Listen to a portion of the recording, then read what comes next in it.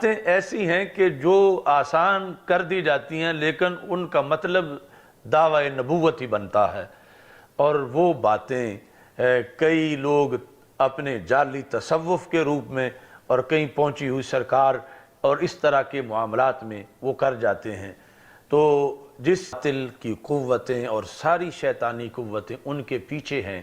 ان کو پروموٹ کرنے کے لیے، اور وہ قادیانی ہر وقت معاذ اللہ اسلام پر حملہ کرنے کے لیے سازشیں کرتے ہیں۔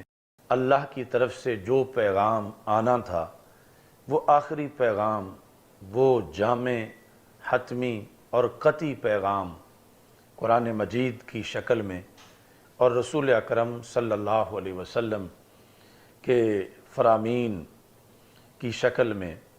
ہمارے پاس پہنچ چکا ہے۔ ختم نبوت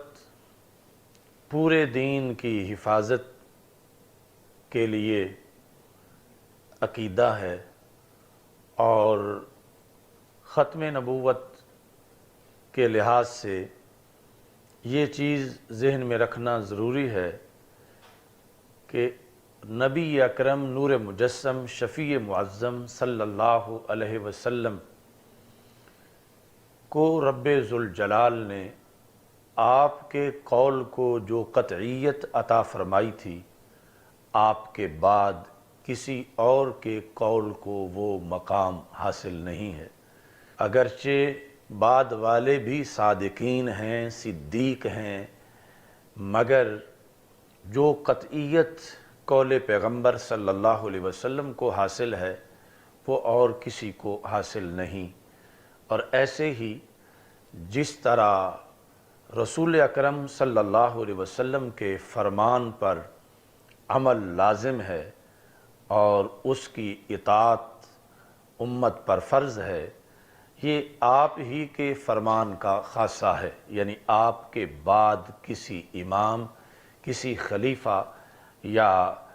کسی عالم دین یا مفتی کے قول کو یہ مقام و مرتبہ حاصل نہیں۔ یہ قطعیات ہیں اسلام کے، اور اسی وجہ سے 14 صدیوں میں اسلام محفوظ رہا ہے اور قیامت تک انشاءاللہ محفوظ رہے گا کہ نبی اکرم صلی اللہ علیہ وسلم جب تشریف لے گئے تو اب کسی کو یہ اتھارٹی حاصل نہیں کہ وہ دین کو تبدیل کرے، دین کے اندر کوئی نئی چیزیں لے آئے دین بنا کے اور اسے اللہ کی طرف سے قرار دے۔ یہ عقیدہ ختم نبوت کا اصل مقصد ہے، اور اس وجہ سے دین اسلام محفوظ ہے،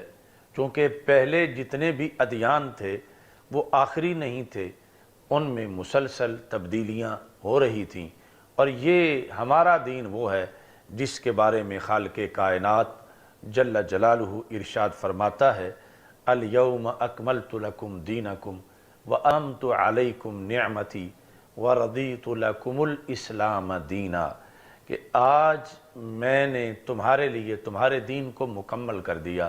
اور تم پر نعمت کا اتمام کر دیا، اور تمہارے لیے میں نے پسند کیا ہے اسلام کو بطور دین کے۔ تو اس بنیاد پر یہ حتمی اور قطعی فیصلہ ہے کہ نبی اکرم صلی اللہ علیہ وسلم کے بعد اگر کوئی شخص یہ دعویٰ کرتا ہے کہ اس کا اللہ سے رابطہ ہے اور عرش کے فیصلے وہ سمجھتا ہے اور عرش سے فیصلے ڈائریکٹ وہ اپنے طور پر وصول کرتا ہے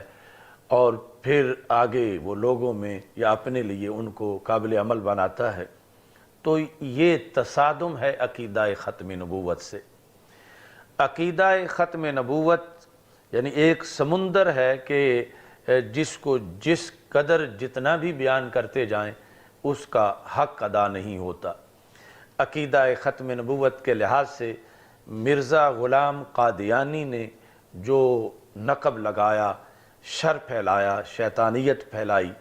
وہ اور اس کے مذموم اثرات اب بھی معاشرے میں موجود ہیں، اور پھر ساری باطل کی قوتیں اور ساری شیطانی قوتیں ان کے پیچھے ہیں ان کو پروموٹ کرنے کے لیے، اور وہ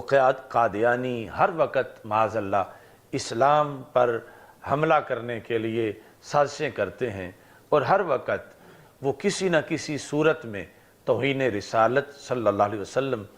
کے جرم کا ارتکاب کرتے رہتے ہیں۔ اس موضوع کو جس وقت ہم دیکھتے ہیں تو یعنی زندگی میں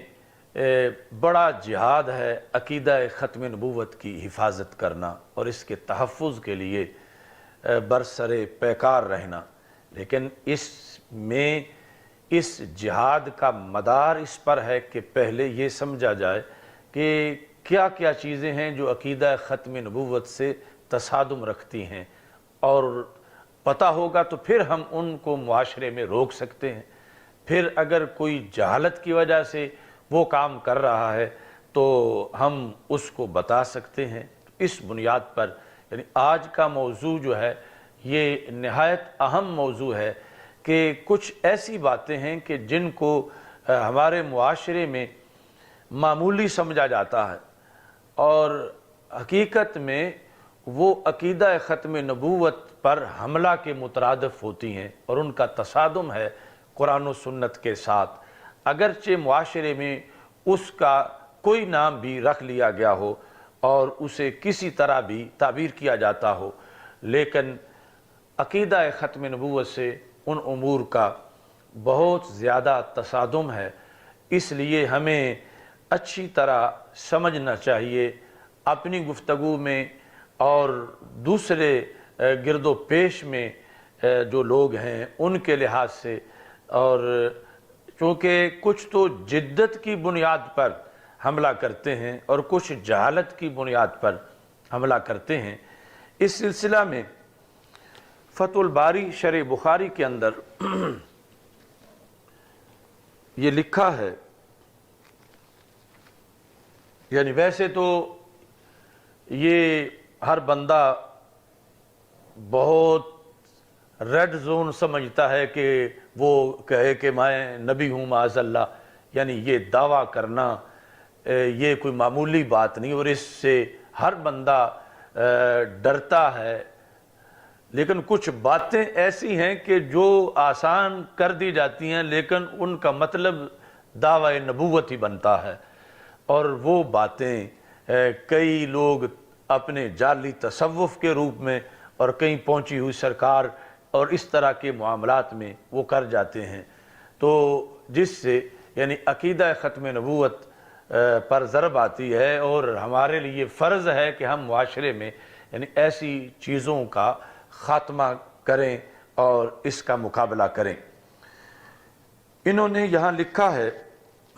امام قرطبی کے حوالے سے، فَمَنِ ادَّعَا أَنَّ هُنَاكَ طَرِيقًا أُخْرَى، یہ کتاب العلم صفحہ نمبر 295 جلد نمبر 1 فتح الباری کی جو ہے، اس میں یہ ہے کہ جس شخص نے یہ دعویٰ کیا أَنَّ هُنَاكَ طَرِيقًا أُخْرَى يُعْرَفُ بِهَا أَمْرُهُ وَنَهْيُهُ، کہ ایک اور طریقہ بھی ہے، یعنی یہ قرآن و سنت سے ہٹ کر ایک اور طریقہ بھی ہے کہ جس سے پتہ چل سکتا ہے کہ اللہ کا امر کیا ہے، اللہ کی نہی کیا ہے۔ جو شخص یہ دعویٰ کرتا ہے کہ قرآن و سنت کے علاوہ میرے سورسز ہیں اور میں یہ جان لیتا ہوں کہ اللہ نے کیا کیا چیزیں فرض کی ہیں اور کیا کیا چیزیں رب نے منع کی ہیں، جو بندہ یہ دعویٰ کرے اس کے بارے میں یہ کہتے ہیں فَهُوَ كَافِرٌ يُقْتَلُ وَلَا يُسْتَتَابُ، وہ کافر ہے، اور کافر بھی اس طرح کا ہے کہ اس کو توبہ کی گنجائش نہیں دی جائے گی۔